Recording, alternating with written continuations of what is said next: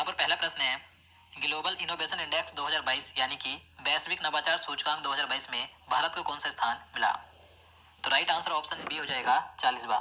तो दोस्तों global innovation index 2022 में भारत को 132 देशों में से 40वां स्थान प्राप्त हुआ है। देखिए इस इंडेक्स में प्रथम स्थान पर है स्विट्जरलैंड, और देखिए 2021 में भारत इस इंडेक्स में 46वें स्थान पर था, जबकि अब 2022 में 40वें स्थान पर आ गया है। और देखिए बात करें ये इंडेक्स जारी किसने किया है, तो विश्व बौद्धिक संपदा संगठन ने जारी किया है। नेक्स्ट क्वेश्चन है, वर्ष 2023 में 15वें ब्रिक्स शिखर सम्मेलन की अध्यक्षता कौन सा देश करेगा? तो राइट आंसर ऑप्शन बी हो जाएगा दक्षिण अफ्रीका। तो दोस्तों 2023 में जो 15वां ब्रिक्स शिखर सम्मेलन आयोजित किया जाएगा तो इसकी अध्यक्षता दक्षिण अफ्रीका करेगा।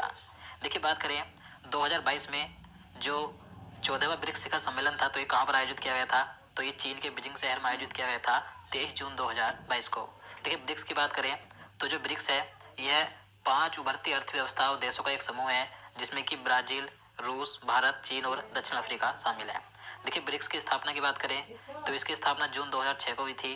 देखिए उस समय इसमें 4 देश शामिल थे, ब्राजील, रूस, इंडिया और चीन। लेकिन 2009 में इसका पहला ब्रिक्स सम्मेलन आयोजित किया गया था। उसके बाद 2010 में इसमें दक्षिण अफ्रीका शामिल हुआ था, तो उस समय ये ब्रिक्स बन गया। तो याद रखना कि दक्षिण अफ्रीका कब शामिल हुआ था, 2010 में। इसके बाद अगला क्वेश्चन है, 2022 में कौन सा देश चीनी का सबसे बड़ा उत्पादक बन गया है? तो राइट आंसर ऑप्शन डी हो जाएगा भारत। तो दोस्तों 2022 में चीनी का सबसे बड़ा उत्पादक देश बना है भारत। देखिए इसी के साथ भारत ये दुनिया का दूसरा सबसे बड़ा निर्यातक देश भी है, तो याद रखना है। नेक्स्ट क्वेश्चन है, वर्ष 2020 के 52वें दादा साहेब फाल्के पुरस्कार से किसे सम्मानित किया गया है? तो राइट आंसर ऑप्शन डी हो जाएगा आशा पारेख को। तो बॉलीवुड अभिनेत्री आशा पारेख को 52वें दादा साहेब फाल्के पुरस्कार से सम्मानित किया गया है। देखिए यह पुरस्कार 2022 में 2020 के लिए दिया गया है। देखिए ये जो पुरस्कार है दादा साहेब फाल्के पुरस्कार, तो ये 1969 में स्थापित किया गया था, और पहली बार यह पुरस्कार 1969 में देविका रानी को दिया गया था, तो याद रखना है। नेक्स्ट क्वेश्चन है, विश्व हिंदी सम्मेलन की मेजबानी करने वाला प्रशांत क्षेत्र का पहला देश कौन बनेगा? तो राइट आंसर ऑप्शन ए हो जाएगा फिजी। तो दोस्तों 2023 में विश्व हिंदी सम्मेलन की मेजबानी फिजी देश करेगा, और यह प्रशांत क्षेत्र का पहला देश होगा जो कि इस सम्मेलन की मेजबानी करेगा। देखिए मैं आपको बता दूं, फिजी के नाडी शहर में 15 फरवरी से 17 फरवरी 2023 तक यह सम्मेलन आयोजित किया जाएगा। देखिए इससे पहला जो 11वां विश्व हिंदी सम्मेलन था वह अगस्त 2018 में आयोजित हुआ था मॉरिशस के पोर्ट लुई में। और देखिए बात करें प्रथम विश्व हिंदी सम्मेलन, ये भारत के नागपुर में आयोजित किया गया था जनवरी 1975 में। और देखिए विश्व हिंदी दिवस कब मनाया जाता है प्रति वर्ष, तो 10 जनवरी को विश्व हिंदी दिवस मनाया जाता है, जबकि भारत में राष्ट्रीय हिंदी दिवस 14 सितंबर को मनाया जाता है। तो ये सभी पॉइंट महत्वपूर्ण आपको याद रखने हैं, यहाँ से क्वेश्चन एग्जाम में पूछे जाते हैं। और दोस्तों अगर आपको वीडियो पसंद आ रहा है तो प्लीज़ वीडियो को लाइक जरूर करें। इसके बाद नेक्स्ट क्वेश्चन है, पीएम नरेंद्र मोदी ने भारत का नया राष्ट्रीय स्मारक किसे घोषित किया है? तो इसका राइट आंसर ऑप्शन ए हो जाएगा मानगढ़ धाम को, जो कि राजस्थान में है। देखिए ये जो मानगढ़ धाम है यह राजस्थान के बांसवाड़ा जिले में स्थित है। तो इस धाम को 1 नवंबर 2022 को प्रधानमंत्री नरेंद्र मोदी ने भारत का नया राष्ट्रीय स्मारक घोषित किया है, तो याद रखना है। इसके बाद अगला क्वेश्चन है, भारत में सोलर फार्म स्थापित करने वाली पहली ई कॉमर्स कंपनी कौन बन गई है? तो राइट आंसर ऑप्शन बी हो जाएगा अमेजोन। तो दोस्तों आप सभी जानते हैं अमेजोन ये एक ई कॉमर्स कंपनी है। तो इसने भी हाल ही में घोषणा की है कि वह राजस्थान में 420 मेगावाट की संयुक्त क्षमता के साथ 3 सोलर फार्म स्थापित करेगी। तो ये ऐसा करने वाली, यानी कि भारत में सोलर फार्म स्थापित करने वाली यह पहली ई कॉमर्स कंपनी बन गई है, तो याद रखना है। नेक्स्ट क्वेश्चन है, निम्न में से कौन इटली की पहली महिला प्रधानमंत्री बनी है? तो दोस्तों अभी हाल ही में इटली देश की पहली महिला प्रधानमंत्री बनी है जियोर्जिया मेलोनी। तो राइट आंसर ऑप्शन ए हो जाएगा। और देखिए इटली के वर्तमान में राष्ट्रपति हैं सर्जियो मेट्टारेला। तो याद रखना है कि इटली की पहली महिला प्रधानमंत्री हैं जियोर्जिया मेलोनी। नेक्स्ट क्वेश्चन है, भारतीय राष्ट्रीय कांग्रेस के नए अध्यक्ष कौन बने हैं? तो इसका आंसर ऑप्शन ए हो जाएगा मल्लिकार्जुन खड़गे। तो दोस्तों 19 अक्टूबर 2022 को सोनिया गांधी के स्थान पर भारतीय राष्ट्रीय कांग्रेस के नए अध्यक्ष बने हैं मल्लिकार्जुन खड़गे। देखिए मल्लिकार्जुन खड़गे ये राज्यसभा में विपक्ष के नेता भी हैं, जो कि भारतीय राष्ट्रीय कांग्रेस के नए अध्यक्ष बने हैं। देखिए भारतीय राष्ट्रीय कांग्रेस की बात करें तो इसकी स्थापना दिसंबर 1885 को हुई थी, और इसके प्रथम अध्यक्ष थे व्योमेश चंद्र बनर्जी। इसके बाद क्वेश्चन नंबर 10 है, देश की नई 27वीं लेखा महानियंत्रक यानी कि सीजीए कौन बनी है? तो इसका आंसर बी हो जाएगा भारती दास।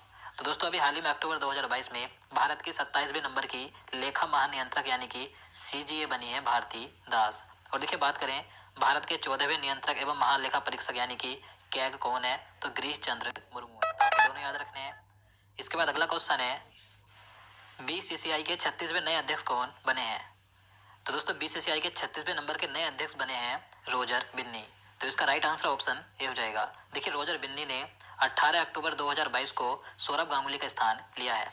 तो बीसीसीआई के 36वें नंबर के नए अध्यक्ष हैं रोजर बिन्नी, याद रखना है। नेक्स्ट क्वेश्चन है ब्रिटेन के पहले भारतीय मूल के प्रधानमंत्री कौन बने हैं। तो देखिए भारतीय मूल के ब्रिटेन में पहले प्रधानमंत्री बने हैं ऋषि सुनक। तो इसका राइट आंसर ऑप्शन ए हो जाएगा। देखिए ऋषि सुनक इन्होंने लीज ट्रस का स्थान लिया है, जो कि 6 सितंबर 2022 को ब्रिटेन की प्रधानमंत्री बनी थी, जिन्होंने 20 अक्टूबर 2022 को प्रधानमंत्री पद से इस्तीफा दे दिया था। तो इनके बाद अब ब्रिटेन के प्रधानमंत्री बने हैं ऋषि सुनक, जो कि भारतीय मूल के ब्रिटिश नागरिक है। तो याद रखना है। और देखिए किस पार्टी से है, तो ये कंजर्वेटिव पार्टी के नेता हैं। तो याद रखना है कि ब्रिटेन के नए प्रधानमंत्री बने हैं ऋषि सुनक। इसके बाद अगला क्वेश्चन है फुटबॉल प्रतियोगिता सैफ महिला चैंपियनशिप 2022 का खिताब किसने जीता है। तो दोस्तों ये जो फुटबॉल की प्रतियोगिता है सैफ महिला चैंपियनशिप 2022, तो यह खिताब जीता है बांग्लादेश ने। तो इसका राइट आंसर ऑप्शन सी हो जाएगा। और देखिए इसमें उप विजेता रहा है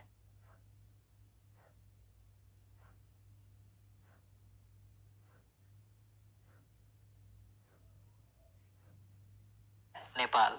और ये जो प्रतियोगिता है इसका आयोजन नेपाल के काठमांडू में 6 सितंबर से 19 सितंबर 2022 तक किया गया था। क्वेश्चन नंबर 13 है पर्यावरण मंत्रियों का राष्ट्रीय सम्मेलन 2022 कहाँ आयोजित किया गया। तो इसका आंसर ऑप्शन डी हो जाएगा गुजरात में। तो दोस्तों पर्यावरण वन और जलवायु परिवर्तन मंत्रियों का राष्ट्रीय सम्मेलन 23 और 24 सितंबर को गुजरात के एकता नगर में आयोजित किया गया था। इसके बाद नेक्स्ट क्वेश्चन है नॉर्थ चैनल को पार करने वाली भारत की और एशिया की पहली रिले टीम कौन बने। तो राइट आंसर ऑप्शन सी हो जाएगा ए एवं बी दोनों, यानी कि एल्विस अली हजारिका जो कि असम राज्य के हैं और रिमो शाह जो कि पश्चिम बंगाल के हैं। तो ये दोनों ही भारत के लंबी दूरी के तैराक हैं। तो ये नॉर्थ चैनल को पार करने वाले भारत के और एशिया की पहली रिले टीम बने हैं। तो याद रखना है। इसके बाद अगला क्वेश्चन है इसरो किस वर्ष चंद्रयान 3 लॉन्च करने की योजना बना रहा है। तो दोस्तों जो भारतीय अंतरिक्ष अनुसंधान संगठन है इसरो, तो ये जून 2023 में चंद्रयान मिशन 3 लॉन्च कर सकता है। तो इसका राइट आंसर ऑप्शन सी हो जाएगा। देखिए मैं आपको बता दूं इससे पहले जो चंद्रयान मिशन 1 था तो ये 22 अक्टूबर 2008 को लॉन्च किया गया था। इसके बाद चंद्रयान 2 ये 22 जुलाई 2019 को लॉन्च हुआ था। और अब चंद्रयान मिशन 3 ये जून 2023 में लॉन्च हो सकता है। देखिए वर्तमान में इसरो के अध्यक्ष हैं एस सोमनाथ, जिनका पूरा नाम है श्रीधर सोमनाथ। तो याद रखना है। नेक्स्ट क्वेश्चन है शास्त्र रामानुजन पुरस्कार 2022 किसने जीता है। तो राइट आंसर ऑप्शन सी हो जाएगा यून किंग टेंग ने। तो दोस्तों सबसे पहले बता दूं ये जो शास्त्र रामानुजन पुरस्कार है तो यह पुरस्कार तमिलनाडु के शास्त्र विश्वविद्यालय द्वारा विश्व भर के उस गणितज्ञ को प्रदान किया जाता है जिनकी उम्र 32 वर्ष से कम हो।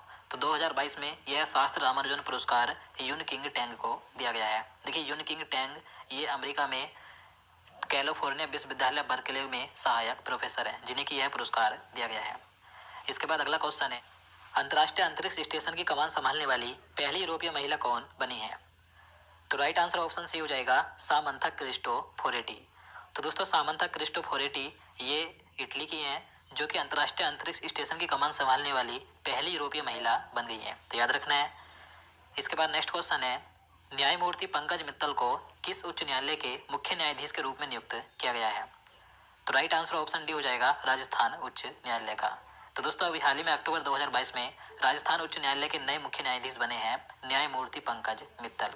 और मैं आपको बता दूं 2022 में जितने भी उच्च न्यायालय के नए मुख्य न्यायाधीश बने थे तो उससे पहले मैंने इसका एक पूरा वीडियो बना दिया था। अगर आप उस वीडियो को देखना चाहते हैं तो इस वीडियो क्लास में प्लेलिस्ट मिल जाएगी, आप वहां से जाकर देख सकते हैं।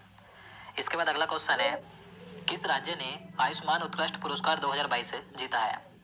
तो राइट आंसर ऑप्शन डी हो जाएगा उत्तर प्रदेश ने। तो दोस्तों दिल्ली में आयोजित आरोग्य मंथन कार्यक्रम में उत्तर प्रदेश को आयुष्मान उत्कृष्ट पुरस्कार 2022 से सम्मानित किया गया है।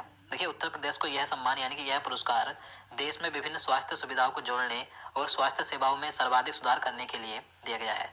तो आयुष्मान उत्कृष्ट पुरस्कार 2022 जीता है उत्तर प्रदेश ने। इसके बाद क्वेश्चन नंबर 20 है भारत का पहला पूर्ण रूप से डिजिटल साक्षर पंचायत कौन बन गया है। तो राइट आंसर ऑप्शन बी हो जाएगा पुलमपारा केरल। तो दोस्तों केरल राज्य की जो पुलमपारा ग्राम पंचायत है तो इसे पूरी तरह से डिजिटल रूप से साक्षर पंचायत के रूप में घोषित किया गया है।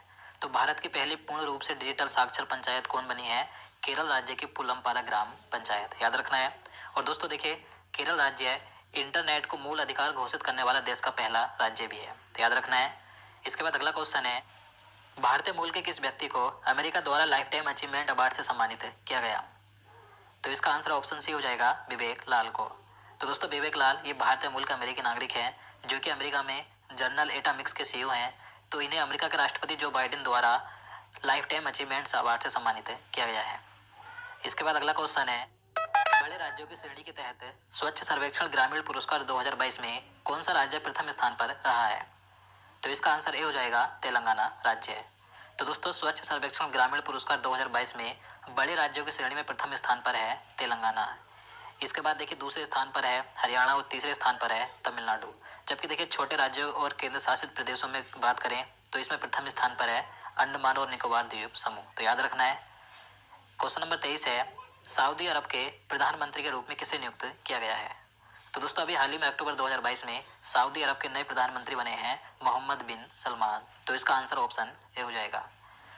नेक्स्ट क्वेश्चन है, भारत के किस राज्य में पहली बार जनजातियों पर ज्ञान कोश के 5 संस्करण जारी किए गए हैं?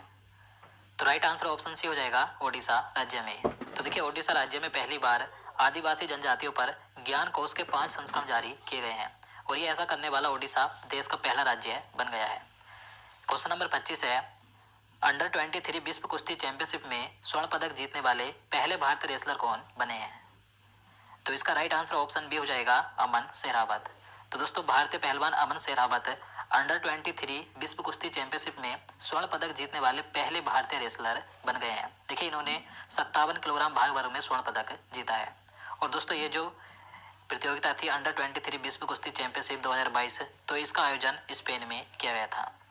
इसके बाद क्वेश्चन नंबर 26 है, विचारों की स्वतंत्रता के लिए 2022 साखारोव पुरस्कार से किसे सम्मानित किया गया? तो राइट आंसर ऑप्शन डी हो जाएगा यूक्रेन के लोगों को। तो दोस्तों यूरोपीय संसद के द्वारा यूक्रेन के लोगों को विचारों की स्वतंत्रता के लिए साखारोव पुरस्कार 2022 से सम्मानित किया गया। देखिए इन्हें यह पुरस्कार रूस के आक्रमण के खिलाफ उनकी लड़ाई का सम्मान करने के लिए दिया गया है।